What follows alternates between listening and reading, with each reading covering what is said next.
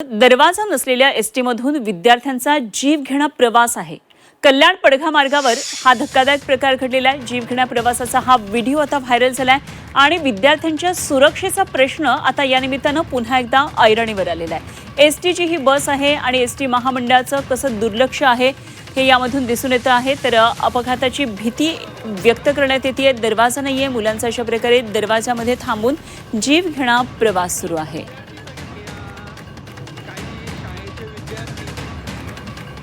तर कल्याण पडघा मार्गावरचा हा जीवघेणा प्रवास आपण पाहतोय। या चालू बसच्या दरवाजामध्ये एक लहान मुलगा सुद्धा उभा आहे। एवढी प्रचंड गर्दी आहे।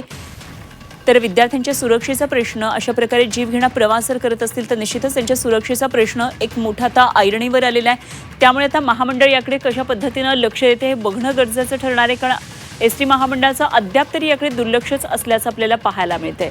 बरेचदा ग्रामीण भागामध्ये, आदिवासी भागांमध्ये विशेषतः अशा प्रकारे एसटी बसेसची सोय नाही। अगदी 2 दिवसांपूर्वी आपण बातमी पाहिलेली होती। बातमी पालघरमधून होती। रात्रीच्या वेळी बस आली नव्हती, त्यावेळी त्या मुलींनी, विद्यार्थिनींनी काळ्या अंधारामध्ये आपला प्रवास केला आणि रात्रीच्या दरम्यान घर गाठलं आणि त्याचं कारण म्हणजे एसटीची बसच तिथे पोहोचलेली नव्हती। आणि आता असाच एक प्रकार विद्यार्थ्यांच्या बाबतीत पुढे आलेला आहे। ते म्हणजे दरवाजा नसलेली ही बस आहे आणि जीवघेणा प्रवास अशा प्रकारे या विद्यार्थ्यांचा सुरू आहे। तर मंत्री महोदय इकडे लक्ष देतात का हे आपल्याला पाहायचं आहे।